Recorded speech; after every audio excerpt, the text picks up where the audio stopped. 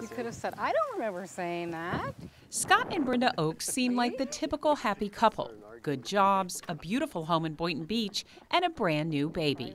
But this couple did not have 9 months to get ready to be parents. In fact, Scott didn't even find out he was going to be a new dad until Brenda was on her way to the hospital. So I had agreed to take her without even talking to him. And on my way to St. Mary's to pick her up, I finally did get a hold of him. And I said, I hope you don't mind. I know we didn't discuss this. This is totally not what we agreed to. But Brenda works in the child welfare system and knows the harsh reality of just how many newborns are taken from their mothers and have nowhere to go. Palm Beach County, we have, I think, almost 50% of the children coming into foster care are under the age of 2. And, you know, we really stand by the philosophy that all children deserve a family and should be raised in a family-like setting. With that in mind, the couple opened their home and hearts to this special little girl. I was scared because it had been a long time since, you know, I had a little baby around. But after the first day that child was here, she just smiled at me. And I was, oh, geez. She had me right at the smile. This baby's identity is protected because the goal is to reunite her with her birth mother. But for the past 10 weeks, she has only known these two faces. For her to be so small, I think, and for us also not to have childcare arrangements, I hadn't even thought through, what are we going to do tomorrow? You know, like when we have to get up and go to work. No, she didn't. You know, what are we going to do? What they did was phone those closest to them and surprise them with the news. They had a baby girl. Believe it or not, our family has been, both sides of the family have been so supportive. They've been down here to help out when we called, and I said, I made a really strange decision, decided to take a child with no child care. Can you come down and help me out? Both grandmothers came down and helped. Now Scott and Brenda are in a routine that includes formula, diapers, and loads of laundry. It's been difficult. You know, she's had some health problems, and like you said, she's just a baby. But it's also been very rewarding, especially now that she's getting a little bit older and she's smiling and she's, you know, tracking with her eyes, and, you know, it's just, I guess that part is more rewarding.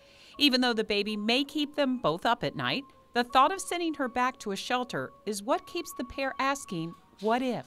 I think when I think about the alternative where she could be, it keeps us motivated, and I think it keeps us committed. And it doesn't mean that the child will be in your home forever. The ultimate goal is to bring her back with her birth family.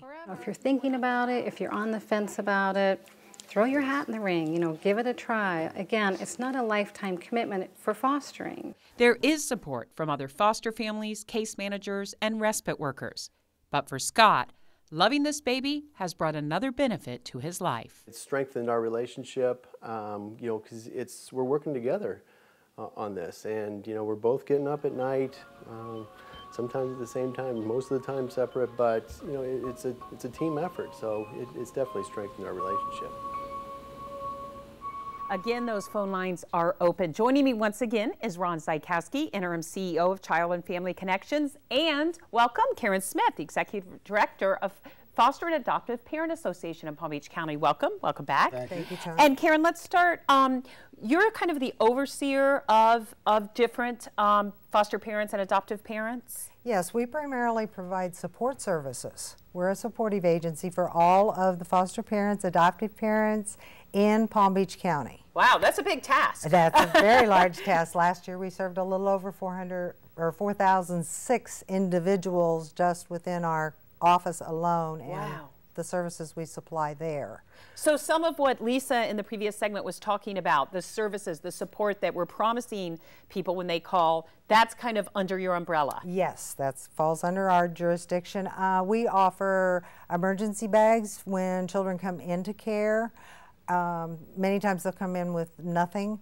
And so we have an emergency bag program where they all get their own duffel bag, their own blanket, their own toy, and any age-appropriate items that they may need to get them through those first few days, new clothing.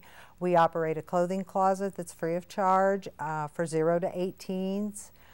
It's new to gently used clothing, so anyone is free to shop in our clothing closet. We have equipment and luggage, cribs, toddler beds, strollers, high chairs, anything that you would need for a new placement to help you get set up.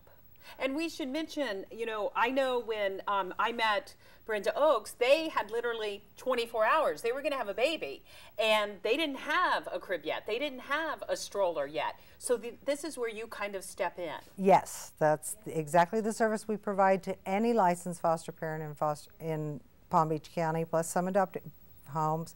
And they just call. If we have the item there, they can come in and pick it up immediately. Or if we do not have that item, we have what we call a want list. We put them on it, and we actually get on the phones and start trying to find those items for them. And Ron, you know, working in partnership with groups like this, there has to be a lot of volunteerism involved, is what I keep thinking. Oh, absolutely. The Foster and Adoptive Parent Association is a large volunteer association. Volunteerism in terms of working with any of the agencies that you've talked to here today, much of their effort is done through volunteer work. Is that really key to solving some of the stuff we talked about in the beginning? You know, let's face it, this state is facing a multi-million-dollar state budget crisis. You want more services, and yet there's less money. So does it kind of fall on, you know, a village needs to take care of its own theory? A village needs to take care of its own. Yes, the state has a budget crisis, but this is not solely a state problem. These are Palm Beach County children. Yes, they're state children, but they're our community kids. Everybody in the community can contribute something, some part of their time, talent, or treasure on behalf of these children. And if we do that as a community, if we step up and we say, these children deserve our very best, then they will have the kind of outcome that they really need as kids. And the phones are ringing, and I love what you just said, time, talent, or treasure, because we're stressing become a parent, become a parent. If you're overwhelmed, or if you're a senior, maybe you're not here all year, there are programs out there that, that these agencies have that can certainly get you involved. There's a grand mentoring program I know through Kids in Distress where you basically play granddad or grandmom to one of these kids. You take them to the park, you take them to the zoo, you take them to McDonald's, give them the junk food, whatever it may be, but they definitely have those programs. So if full-time foster parenting or adoptive parenting isn't for you, that is okay. There are plenty of places they can fit you in. I'm guessing, Ron. I'm just guessing. Absolutely. Karen, one of the things we want to stress too throughout this hour is adoption.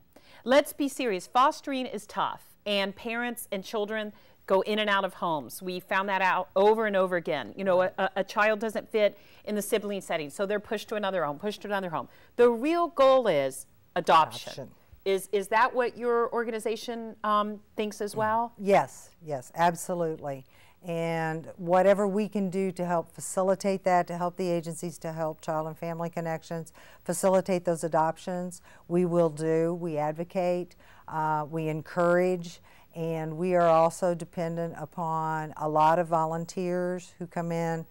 And we have our own little mentoring program in terms of the fact that we can hook a foster parent up with an already adoptive parent to say, you know, to have that discussion about what have you entailed, you know, what did it entail, how is it working, and so, you know, we're all constantly pushing that adoption.